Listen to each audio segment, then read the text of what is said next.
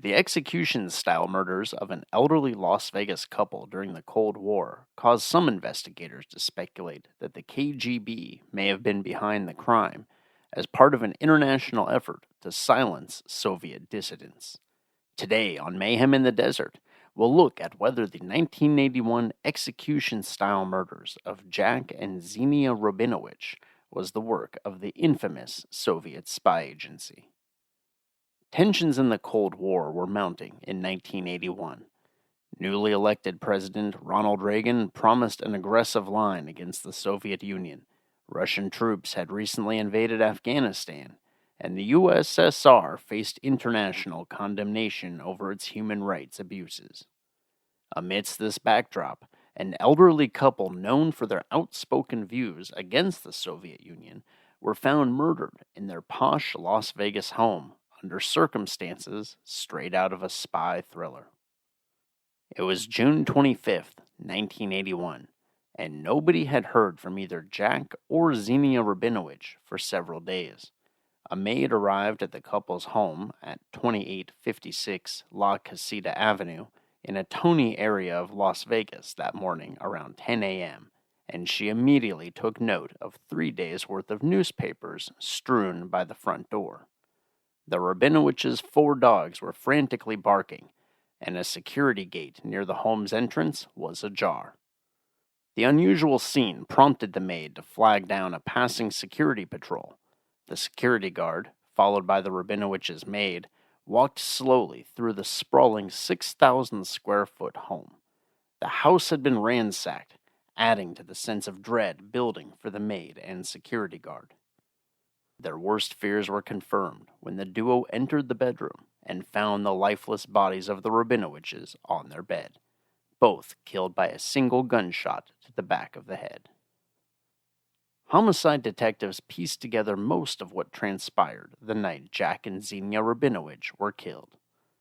Around 8 p.m. on June 23, 1981, Jack received a call from some friends informing him that they were driving to Las Vegas from Los Angeles. Not long after hanging up the phone, Jack received another call from his acquaintances informing him that their car had broken down and they were currently at McCarran Airport in Las Vegas, and they were in need of a ride. Jack hung up the phone again and got in his 1969 Lincoln to make the short drive to the airport. The Lincoln was later found abandoned in a parking lot at McCarran Airport about 2 hours after police learned of the murders. Investigators were never able to determine whether Jack drove his, quote, friends back home, or if he was forced into a different vehicle before being taken back to his house. Once back at the home in the Sierra Vista Ranchos neighborhood, the killers bound and gagged the elderly couple.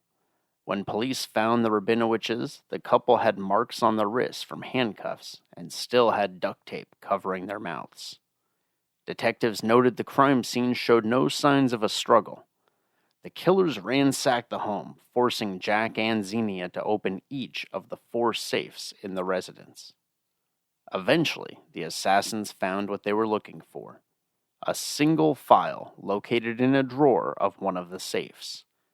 The contents of the stolen file were never determined, but the Rabinowitschs' children believed the document contained information their parents, quote, considered worth guarding, end quote. Once the intruders recovered the file, they led the couple to their bedroom and forced Jack and Xenia face down on the bed they had shared for so many years. Then, one of the killers took a pillow and used it as a crude silencer to muffle the sound of 2 gunshots from a .22 handgun. This pillow, still with powder burns on it, was found lying next to the bodies. No fingerprints were located in the home or in Jack's 1969 Lincoln abandoned at McCarran Airport. The time frame for the murder, though, was no later than early in the morning of June 24, 1981. A ticket found in the Lincoln was time-stamped at 1 a.m. on June 24th. The Rabinowitsch murders had the hallmarks of being a professional job, and robbery clearly was not a motive, since over $250,000 in cash, art, and other valuables were found in the home. But not much beyond that was clear about the double slaying of a quiet retired couple in suburban Vegas. Jack and Xenia, each 72 years of age at the time of their deaths, had met as children in their native Latvia and married after emigrating to the U.S. from the Soviet Union. Jack worked as a professional violinist, though he made his fortune by investing in real estate, which allowed the Rabinowitschs to purchase a home in an area of Las Vegas where their neighbors included former governors, casino executives, and Wayne Newton.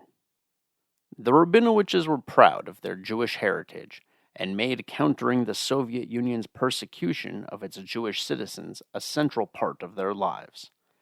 At the time of the couple's murder, the Soviet Union faced international condemnation for failing to take steps to curb anti-Semitism within its borders, while at the same time preventing hundreds of thousands of Soviet Jews that desired to emigrate to Israel from leaving the country. Police investigators believed Jack and Xenia were involved in an international underground railroad that assisted Jewish people in escaping from the Soviet Union to Israel or the U.S. A murder the following year added support to the idea that the Rabinowitschs' deaths were linked to their advocacy against the Soviet Union.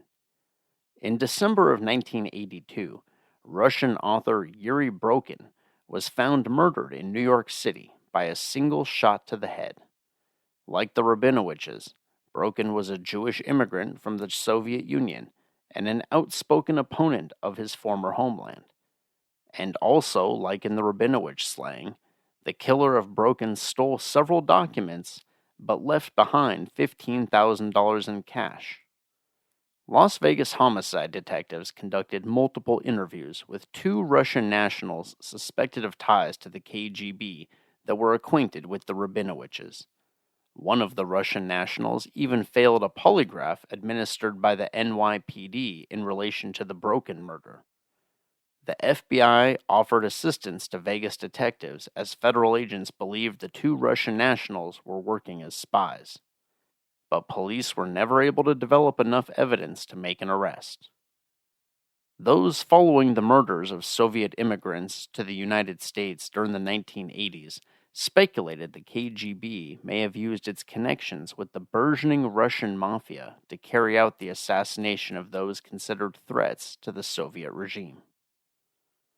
Dave Hatch, the lead detective on the Rabinowitsch double homicide, pursued the case for at least 15 years after the slayings without developing enough to make an arrest. It appears obvious to us that they knew their attackers, commented the detective. Quote, "They were obviously killed because the murderers felt they could not leave witnesses behind." End quote. Today, the mysterious double murder of Jack and Xenia Rabinowitsch sits among dozens of other cold cases in the files of the Las Vegas Metropolitan Police Department. We hope you enjoyed this episode of Mayhem in the Desert. If you want to find out more about the true crime history of Las Vegas, be sure to subscribe to our channel or visit our website at mayheminthedesert.com to read in-depth true crime stories about Sin City. And remember to be careful, it's a big desert out there.